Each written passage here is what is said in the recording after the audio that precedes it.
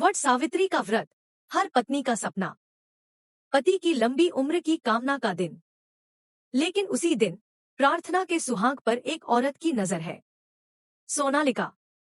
जहां एक और प्रार्थना व्रत रखकर शिवांश के माथे पर तिलक लगाने की तैयारी कर रही थी, वहीं दूसरी ओर बुआ जी और सोनालिका बना रही थी एक जहरीला प्लान।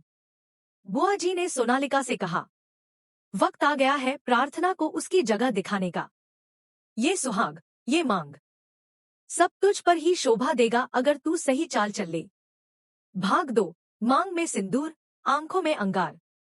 जब शिवांश प्रार्थना की मांग में सिंदूर भरने बढ़ा, पूरा घर स्तब्ध रह गया। सोनालिका के चेहरे पर गुस्से की लहर दौड़ गई, मानो किसी ने उसके सपनों को कुचल कर रख दिया हो। नहीं, ये सिंदूर सिर्फ मेरा हक है, प्रार्थना को नहीं मिलेगा। वो चीख पड़ी मन ही मन। लेकिन प्रार्थना की आंखों में जो चमक थी, वो किसी भी औरत के दिल को जला देने के लिए काफी थी।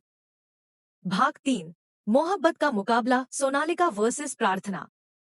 अब सोनालिका ने ठान लिया था, या तो शिवांश मेरा होगा या फिर किसी का नहीं।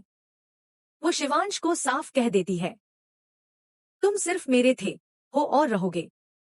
कोई प्रार्थना तुम्हें मुझसे नहीं छीन सकती।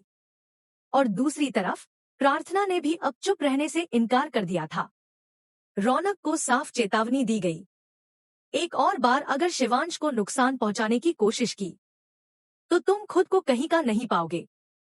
मुझे पता है आग किसने लगाई थी और हमला किसने करवाया था। भाग 4, गुप्त गठबंधन, रौनक सोनालिका।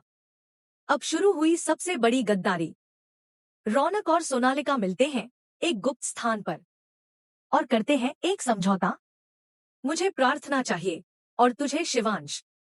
तो चल, दोनों को तोड़ते हैं और अपने अपने हिस्से ले जाते हैं। ये डील बनती है झूठ, फरेब और गलतफहमियों की नींव पर। भाग 5, प्यार की ताकत, पायल का बदलता दिल।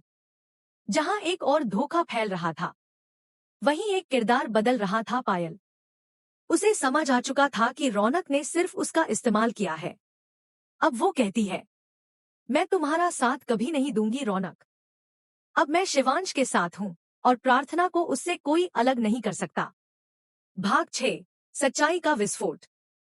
प्रार्थना जुटाती है सबूत और एक के बाद एक सबके सामने लाती है वो राज जो सबको हिला देता है। रौनक ने ही आग लगवाई थी, पायल को इस्तेमाल किया और शिवांश को मारने की कोशिश की।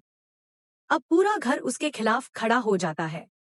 भाग 7, रोमांस की वापसी, शिवांश प्रार्थना।